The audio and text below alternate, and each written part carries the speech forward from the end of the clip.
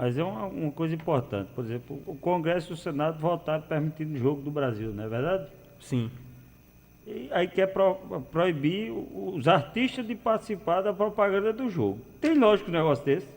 Não é melhor proibir o jogo? O artista, para ganhar o dinheiro dele, não pode participar, porque foi os artistas que impulsionam o jogo. Tu acredita em um negócio desse? Proíbe o jogo, homem. Proibir o cara de ganhar dinheiro com o jogo, porque o cara vai ser contratado. É só o Brasil mesmo que acontece isso. Boa tarde, Humberto Pinheiro, meu amigo, bem-vindo à bancada do Boca Quente Parte 2. Quais as novas, as notícias, direto da capital de todos os brasileiros, da capital federal. Nós agora há pouco colocamos um vídeo do André Fernandes, deputado federal do Ceará, e ele desceu a lenha no governo Lula, no governo do PT, falou aí dos crimes de corrupção que estão acontecendo, disse que o governo está boicotando e também tramando contra as investigações do INSS. O que é que o amigo Humberto Pinheiro traz de Brasília para nós? Parece que a coisa está esquentando para o lado de Lula e do PT. Oi, Herbert, boa tarde, Herbert, Jarismar, Ian, boa tarde a todos do Boca Quente. Pois é, já que você foi tocando logo o assunto pelo INSS, então eu vou começo pelo INSS. Ontem eu participei de uma audiência pública na Comissão de Segurança Pública e do Crime Organizado, que ouviu o delegado da Polícia Federal sobre as investigações do desvio, do roubo do INSS. Não foi bem ao INSS não, mas foi aos aposentados do INSS. O delegado confirmou que estão sendo feitas as investigações, foi questionado durante a sua audiência de quantos policiais estariam envolvidos nas investigações, ele não soube responder, falou em torno ali de 50, enfim, e o presidente da comissão achou que seria muito pouco, 50 policiais para investigar um roubo desse tamanho, quantas pessoas envolvidas.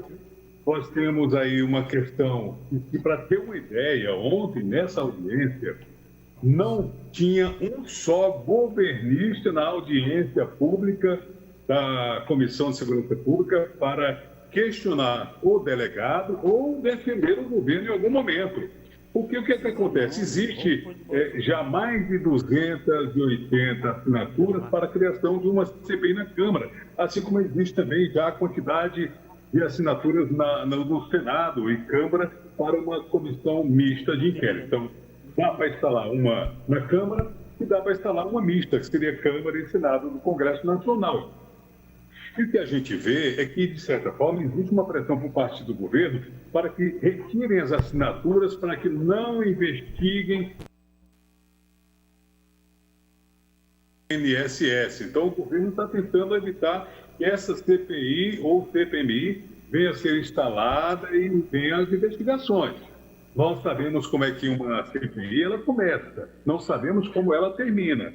Pode ser aí que, de repente, sobre para governos passados ou não, ou que o processo esteja só ali, esse processo do desvio vem acontecendo aí apenas no governo atual, mas dizem que já vinha lá a partir de 2019, 2020. Bom, isso é a CPI que vai dizer quem, a partir de quando, é que começaram os desvios dos aposentados do INSS. Eu sugiro, inclusive, como eu falei aqui na semana passada, sugiro a você que é aposentado, né, procure um filho, um neto, alguém que possa ver que você teve um ponto na sua aposentadoria, para que você possa reivindicar isso novamente. Agora, o que deixa muita gente chateada, e eu digo que não é nem chateação, é revolta, porque o governo está tirando o dinheiro do seu cofre para devolver aos aposentados. Quem roubou até agora não fez nada, não tem ninguém preso, né? Recolheram 3 carros aqui em Brasília de luxo, esses carros não dão nem pro cheiro. E onde é que foi parar essa grana, minha gente? Onde é que está essa grana? Cadê o povo que está preso? Nada, você não está tirando dinheiro do próprio bolso para devolver aos aposentados, quando na verdade era para tirar de quem roubou. Isso nos deixa bastante revoltados. E uma outra coisa, hoje vai alguém perguntar ou eu posso ir para outro assunto? Eu perguntei, eu acho que você não viu, se liberaram o jogo do bicho, por que depois daquela CPI, depois dos artistas ter participado, liberaram o jogo, todo tipo de jogo, os betos, quero proibir artistas de participar das propagandas? Não é uma coerência danada, não? O que é que tem a ver o artista participar, se liberaram o jogo, o próprio Congresso? Pois é, Jarismar, ontem o Senado aprovou um projeto em que proíbe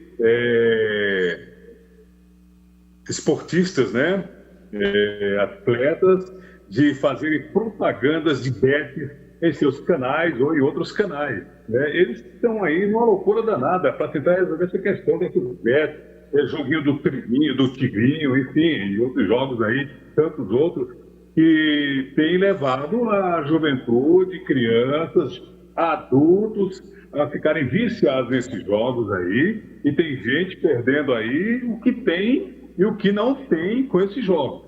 Eu, particularmente, sou contrário à aprovação e à legalização desses jogos, porque quem sabe e conhece bem direitinho como é que funciona isso, daqui a pouco uma pessoa vai começar a perder a vida de tão estressada que ela fica quando ela começar a perder aquilo que ela já tinha e o que não tem mais, que é isso que nós estamos vendo, o número de suicídios, inclusive, aumentando por questões de jogos. Ô, Humberto, então, só para a gente... Mas não é incoerência do Senado, não. Como é que aprova até o jogo, aí aprova o cabo ganhar dinheiro, porque o cabo é jogador, desportista. O Senado é que devia resolver proibir o jogo de um tudo, em vez de... O atleta é que é prejudicado, ou porque fazer propaganda? Concordo com você, realmente é uma incoerência, porque inclusive foi perguntado, você me lembrou muito bem, a semana passada, durante a CPI das bets, foi perguntado para um desses que fazem apostas, propagandas de apostas, olha, mas por que você faz? Ele simplesmente virou para a senadora, que é a relatora, e falou assim, mas porque vocês do Senado é que aprovaram, vocês do Congresso é que aprovaram, porque eu que estou errado? Então, realmente, você lembrou bem que é uma incoerência, porque foi aprovado aqui recentemente, o governo que ameaçou a aprovação dessas bets, né, foi aprovado, e hoje está essa confusão toda, inclusive com uma CPI, e eu acho que não vai levar a lugar nenhum. Inclusive, quem estava convocado no dia de ontem, um desses influencers aí e tal, ele estava convocado, ele não estava convidado. Então, ele tinha a obrigação de comparecer. Ele não veio no dia de ontem. Tinha um outro também que estava convocado, também não compareceu. A semana que vem, na outra semana, no dia 9, dia 10, já deveria ser apresentado esse relatório. E com essa semana meio que morta aqui, porque terça, quarta e quinta vai acontecer aqui em Brasília a reunião dos BRICS, então não teremos essa reunião da CPI das bets. Então, só na outra semana, 9 e 10, é que deve ser apresentado esse relatório. Ainda no dia de ontem, o presidente e a relatora estavam negociando com o presidente Davi aumentar esse prazo para encerrar a CPI, para tentar ouvir essas pessoas, e aí, inclusive, chegou a anunciar em vídeo no seu canal que doou não sei quantos milhões para o governo Lula. E aí foi, inclusive, uma bate-boca danada aqui, no dia de ontem, em plenário, porque, segundo ele, era fake news. Quem chegou a mostrar o vídeo disse que não era fake news, era verdadeiro. E aí você já sabe, onde entra a discussão política, se você gosta de uma confusão, abriu a porteira, a boiada passa, todo mundo quer partir para cima do boi e para a briga também. Então, o que é que acontece? Essa CPI das bets poderá, então, na outra semana, ter ou não uma prorrogação para tentar ver essas duas figuras que eram aparecidas aqui ontem para ser ouvidas. Não apareceram. Então, bem lembrado o Jarismar, quando disse que realmente é uma incoerência, porque realmente o Congresso aprovou essa questão das bets, e agora proíbe realmente, não me recordo dos artistas, mas me recordo das pessoas, dos atletas, de fazerem propagandas na televisão, enfim, no rádio, nos seus canais. Agora, vamos ver onde é que vai parar isso, né, o Jarismar, porque é muita incoerência, como você bem lembrou. Ô, Humberto, eu vou partir para um assunto, Humberto, não sei se vocês... Eu queria falar, fazer uma pergunta, porque ontem o presidente Lula esteve aqui no Alto Sertão da Paraíba. E uma ausência que foi bastante sentida foi a ausência do presidente da Câmara, Hugo Mota, que inclusive é paraibano. Teria aí a oportunidade de estar pela primeira vez na Paraíba ao lado do presidente da República. Ele não veio, preferiu ficar na capital federal, Brasília. Como é que está aí essa relação entre Hugo e entre o presidente Lula? Aconteceu alguma coisa? Qual justificativa ele deu para o não comparecimento ontem?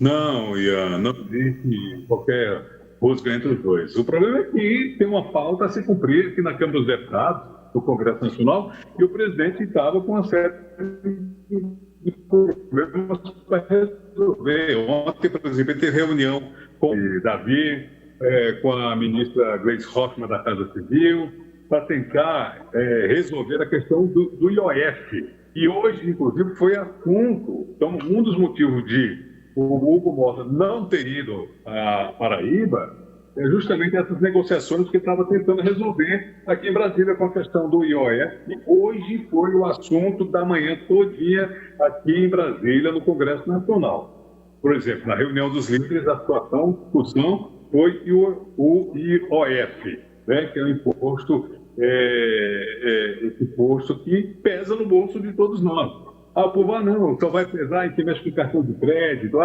quem mexe com grandes quantias. Não. Mexe no bolso de todo mundo, naquele que vai ao mercado comprar, porque interfere em todos. E o presidente da Câmara dos Deputados, o presidente Hugo Mota, afirmou hoje, eu estava lá na hora, quando ele afirmou que o país está cansado do aumento de impostos e há um esgotamento da Câmara com essas medidas. Segundo ele, a Casa agiu com responsabilidade ao não votar projetos de decreto legislativo que derrubam o aumento do IOF, mas mostra firmeza ao demonstrar que os parlamentares são contra essas medidas. E essa entrevista aconteceu agora por volta de 1h pouco da tarde.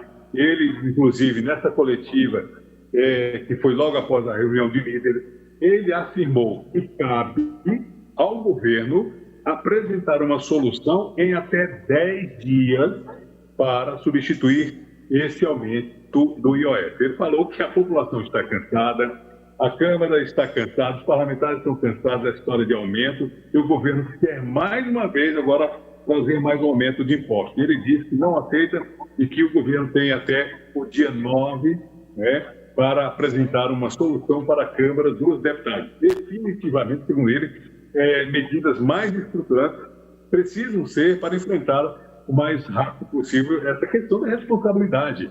E uma coisa que foi muito chamada a atenção durante a coletiva é que alguns perguntaram, mas onde é que fica a questão do legislativo, que também não pode cortar? Eles não, tem que começar pelo governo, o governo precisa cortar os gastos, nós, o legislativo, precisamos cortar e vamos cortar também. E aí foi questionada a questão das emendas parlamentares, já para outros líderes, e os líderes dizem que estão dispostos também a perder nas emendas parlamentares. E aí, quando o parlamentar perde, também o seu município lá perde, aí o nosso município perde também com as emendas. Então, a cortar o governo federal, o legislativo, agora, meu amigo, cortar na carne, quem precisa mesmo é o judiciário. E com certeza o judiciário não vai querer cortar na carne ali. Nós sabemos que tem muita gente recebendo salário gordo até demais, desnecessariamente, e o judiciário precisava cortar. Só que isso não vai acontecer, eles não vão querer cortar a carne. Então nós já falamos aqui dessa questão do IOF, falamos do INSS, falamos aqui dessa questão do IOF que está quebrando a cabeça do governo, e dessa vez o governo tem 10 dias, e o pessoal estava falando assim, mas qual é o seu relacionamento, presidente Hugo, com o ministro Haddad? Diz que o relacionamento com o presidente Haddad ou com o ministro Haddad é o melhor possível dentro daquilo da normalidade que é a convivência dentro da República. É republicano, né? Então, a solução, mas ele diz que em questão de impostos ele não pode abrir mão e não aceita mais o aumento e o governo tem que dar um jeito. Vamos ver como é que o governo vai sair. Inclusive, o presidente Hugo Mota está propondo a criação de um grupo de trabalho para tratar dessa questão do IOF. Vamos ver se esse grupo de trabalho não tem data ainda para começar. Já acontece aí depois do dia 10, depois da reunião dos BRICS. Eu até teria aqui uma sonora, eu não sei se consegue ouvir, eu vou soltar, e caso não esteja saindo legal o som, um de vocês aí me avisa, tá bom, Everett? Vou soltar a sonora aqui com o presidente Hugo Mota, ele falando dessa questão da situação do IOF. Vamos lá. Olha, eu imagino que com a convergência que nós encontramos hoje no Colégio de Líderes, espero que seja a vontade majoritária da Casa, todos entendem que essa política de isenção fiscal que foi estabelecida no país de muito tempo não é um problema desse governo ou do governo passado, é um problema que vem de outros governos que está no limite daquilo que o país suporta. E quando esse limite é atingido, nós temos que rever o que foi feito. É isso que eu penso que a Câmara, o Congresso, poderá dar de contribuição, não ao governo do presidente Lula, mas ao país. Por quê? Porque a situação está se tornando ingovernável. Quem quer que venha a ser o presidente da República no outro mandato, com certeza encontrará um país com um orçamento cada vez mais engessado, com menos discricionalidade, e cada vez mais nós vamos empurrando para frente essa decisão. Talvez tenha chegado a hora de enfrentar esse problema, de colocar o dedo na ferida e rever e ajustar aquilo que não está correto. É isso que nós estamos nos dispondo a fazer, sabendo até que muitas das vezes são medidas antipáticas que precisarão ser tomadas perante a sociedade. Mas é muito melhor um remédio amargo que resolve o problema do que termos aí o nosso paciente claudicando, vindo até a ter chance de falecer, falando e fazendo aqui uma metáfora sobre a situação do nosso país. Pois essa foi as palavras do presidente Hugo Mota em relação ao IOF, né? Que ele disse que realmente o governo precisa ter aí um prazo de 10 meses para tentar resolver essa situação. Então, a gente está vendo que a situação não está muito fácil para o governo, não, viu? Realmente, olha, o aumento de imposto, inclusive, Humberto, é o que eu queria lhe perguntar, especificamente, que ninguém aguenta mais pagar imposto desse governo, é um governo que vem cobrando muitos impostos, e aí eu quero saber, o IOF afeta a quem? Quem é que paga com IOF? Porque a gente vê na imprensa que são transações de remessas internacionais. Cartão internacional, aquele papo todo. E nesse debate, que é um debate muito interessante, Humberto, queria sua opinião sobre as isenções fiscais. O governo federal, porque o Congresso permitiu, o governo queria tirar 546 bilhões de reais de grupos da elite brasileira que recebem isenção fiscal para ajustar na reforma tributária, e o Congresso que agora está falando não deixou. Então eu queria saber a sua opinião sobre isso, porque assim, de matéria nacional, era para ter cortado essas regalias todas para quem pode pagar imposto no Brasil, e o Congresso empurrou com a barriga, ninguém cobra nada, o governo está indo no prejuízo de 546 bilhões, e aí, meu amigo, você sabe, pobre paga mais e rico paga menos, como é que fica isso? Aí eu queria que você me dissesse essas duas coisas. Esse IOF vai pesar no lombo de quem? E se o Hugo Mota não poderia também rever essa questão na reforma tributária, de deixar de dar isenção à elite e pegar esses 500 e tantos bilhões e reverter para a gente, porque o governo mandou o projeto e o Congresso negou. Porque realmente ninguém aguenta mais imposto. Olhe, e o governo federal erra feio quando aí aumenta esse IOF, que é um pecado para nós brasileiros. Queria que o amigo comentasse. Eu vou usar aqui vou usar a resposta de dois líderes que responderam a essa pergunta aí que você me fez lá durante a coletiva, que foi o seguinte: a quem vai ser atingido com o aumento do IOF?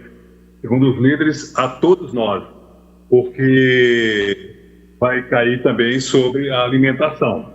Então, estou respondendo aqui o que os líderes responderam lá durante a coletiva. E o IOF também, ele atinge, por exemplo, viagens internacionais, cursos no exterior, serviços de streaming, remessas familiares, então tudo fica mais caro.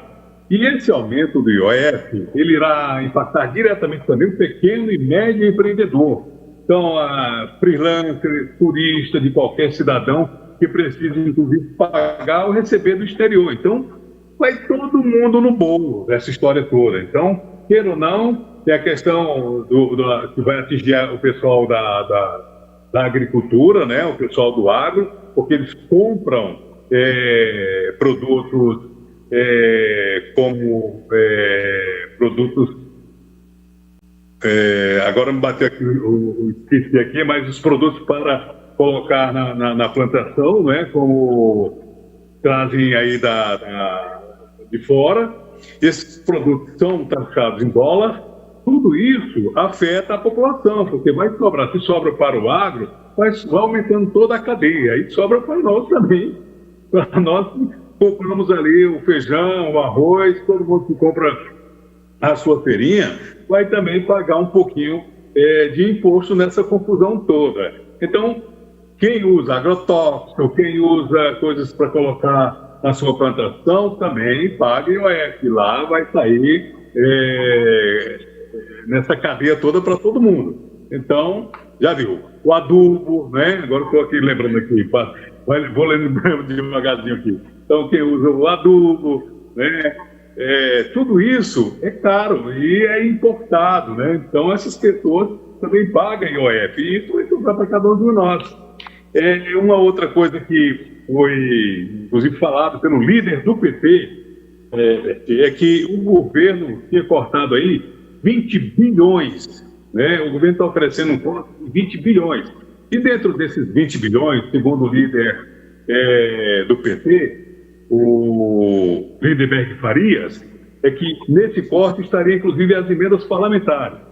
E um outro corte que poderia acontecer também seria mais um corte de 5 bilhões, segundo ele, para tentar resolver essa questão do IOF. Mas ele, inclusive, acredita que esse prazo de 10 dias que o presidente Hugo Mota deu, ele acha que a semana, lá para o dia 9, dia 10, não se consegue resolver. Ele acha que é a longo prazo, né, que está muito em cima para tentar resolver uma coisa em 10 dias.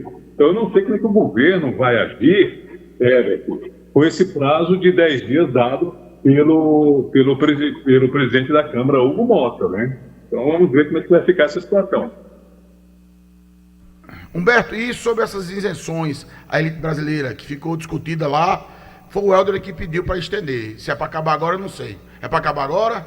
Ele que pediu, disse que tinha mais tempo, Humberto. A questão interna aqui, Humberto, do horário, viu? Que o nosso horário já chegou, né, Ian? Já às 16 horas. O bate-papo com o Humberto foi tão bom que o tempo passou, mas o nosso diretor de mídia que mandou, e de jornalista que pediu, né, que fizesse. Aí eu vou só insistir nesses 546 bilhões de isenção à elite brasileira, que é um dinheiro que poderia ser, como as desonerações, como todos esses luxos e regalias que a elite tem. Por que a gente não pega esse dinheiro também e retorna para os cofres públicos? Por que não discutem isso? Porque realmente aumento de imposto, eu sou contra, radicalmente contra. O governo está errado, se vai prejudicar o povo, está errado mesmo. Agora, interessante também o Congresso vice, você falou muito bem, tem que cortar no Legislativo, tem que cortar no Judiciário, e aí entra também essa cifra, metade de 1 trilhão, 546 bilhões. Pode desenvolver, pode falar. Por que não acaba com essa história de isenção? Quer dizer, todo mundo dá um docinho. Uma contribuição. Ora, quem paga é nós, a população. Tem que acabar com essa moleza. Fica dando para cada um. Não, eu vou dar isso aqui porque isso aqui vai manter 10 empregos. Eu vou dar para isso aqui porque fulano aqui vai manter 100 empregos. Mas a gente vê, na realidade, que isso não existe uma fiscalização. Será que o fulano realmente manteve lá os 100 empregos, os 1.000 empregos prometidos? Isso foi repassado para a população, por exemplo, na venda de um carro, como muitas vezes a gente vê essa questão da isenção para essas grandes empresas. Nós não vemos. E aí, Beck, você tem toda a razão. Por que não começa a cortar isso? Porque a gente não vê uma fiscalização, não vê o resultado na ponta, não vê o resultado para a população. Concordo plenamente com você. Está na hora sim, do governo repensar nessa questão da isenção de impostos aí para essas grandes empresas, porque será que elas realmente prestam contas para o governo e tudo aquilo que eles recebem, né, de agrado? Dificilmente. E eu lembrei aqui, antes de encerrar, porque nós já encerramos o horário, os insumos agrícolas, né? Insumos agrícolas. Quando dá um branco na gente, então, os insumos agrícolas que o pessoal do agro compra são coisas que têm IOF, que são importadas e é usado na plantação, né, na agropecuária. Então, por aí nós vamos pagar o tal do IOF. E para encerrar, eu quero dizer duas coisinhas. Uma é sobre a frase infeliz do presidente da República, Luiz Inácio Lula da Silva, no dia de ontem, quando ele disse que Deus deixou o sertão sem água porque ele sabia que eu seria presidente da República. Eu não sei se ele quer ser Deus ou se ele é o verdadeiro Deus. E eu encerro lembrando e parabenizando a difusora Rádio Cajazeiras pelos 61 anos de fundação.